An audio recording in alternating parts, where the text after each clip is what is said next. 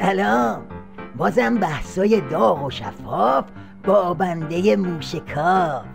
این بار تو جمعه بازار ولایت خوراک خرچنگ مخلوط سرو شد. بله، خرچنگ عمامه‌دار نظام که معرف حضور همه هست. حالا چرا خرچنگ مخلوط؟ واسه اینکه طرف اومد طلسم شکسته ولایت رو بند بزنه، اما پاک قاطی کرد و آسمون و ریسمون رو به هم بافت.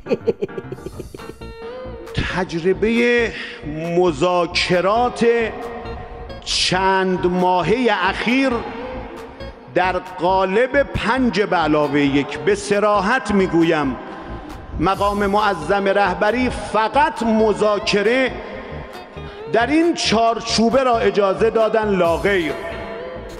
در ارتباط با مذاکره با ایران و رابطه طرفینی مقام معظم رهبری تا کنون به هیچ کس اجازه ندادن. این خرچنگ دلواپس دیده باند کوسه بیخیال جزع و فضای عظما داره همینطوری جام زهرای بعدی رو تیار میکنه. واسه همین میخواد با این حرفا صورت علی گدار رو سرخ نگه داره و بگه چی؟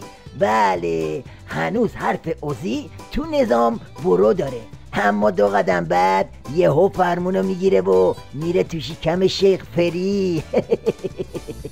اما همین مذاکره نیم بند 5+1 اینا چه کردن؟ در این مدت تندترین حرفا رو زدن. فرمود که من چشمم از مذاکرات آب نمیخوره. این حاجی خرچنگ تلمبه بعد از این گاز مختصری که از دم به کوسه گرفت یهو یادش افتاد که نماینده ولی فقیه و قرار بوده بیاد روزه های علی گدا رو غرغره کنه. به خاطر همین یهو گذاشت دنده 1 و پت پت کنان یا همون موس موس کنان رفت زیر هوای عظما.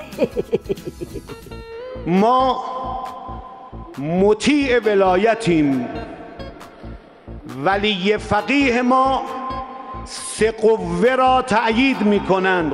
بر این اساس آحاد ملت مطیع ولایت از دولت حمایت میکنند، دولت را مشروع میدانند، دولت را قانونی میدانند و در حد توانشون به دولت کمک میکنند.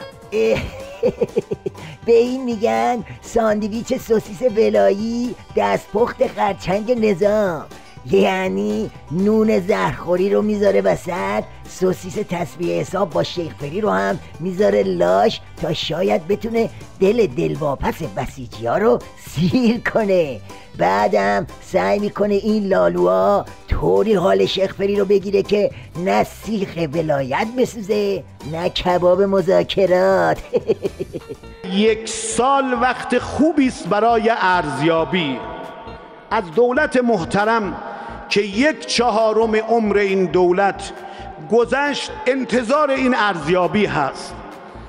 در این ارزیابی تجربه های موفق رو برش بیفزاین. کشور مسئله زیاد داره، کشوری که دشمنان کینه توز آنچنانی دارد که مدام مشکل درست میکنن، دیگه جایی برای پرداختن به مسائل فرعی، به مسائل حاشیه‌ای نیست.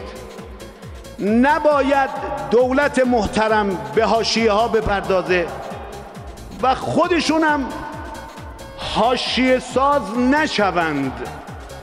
من ضمن این که از رئیس جمهور محترم میخوام با سعه صدر بیشتر با منتقدان برخورد کنن، همون قول احسنی که ایشون فرمودن در رابطه با منتقدان داشته باشند. صمیمانه به عنوان خطیب جمعه که موعظه وظیفش هست، حالا که همه حرفا شنیده شده، تقاضا میکنم پرونده این مشاجره رو ببندید. تو موعظه کردی شیخ فری هم گوش کرد. فکر کردی به این سادگی هست؟ بابا شیخ فری جای بستن پرونده مشاجره تازه دنبال نسق کشی از دار و دسته رقیبه. میخواد از اتاق عملیات زهرخوری بیرونش کنه. اینها حالا یه وقتی اتاق فکر تشکیل میدن اب نداره اون، اما وقتی به اتاق عملیات میرسه و ما عملیات رو میبینیم که شروع کردن، اونها هم باید بدونن که دولت هم مطلعه، هم دقیقاً خبر داره و هم در این زمینه جملات متناسب با تخریب اونها به کار خواهد برد.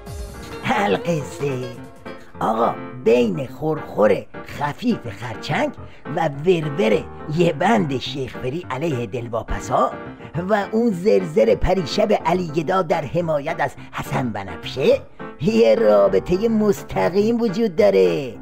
درد همشون درد وضعیت درب و داغون نظامه. همشون میدونن که راهی ندارن جز مزمزم مخفف میز زهرخوری و مذاکره ذلیلانه است.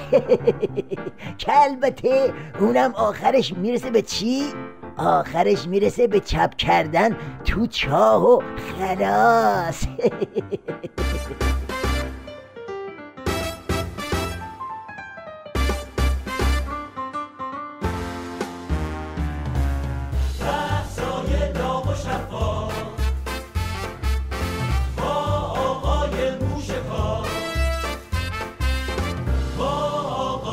موشکار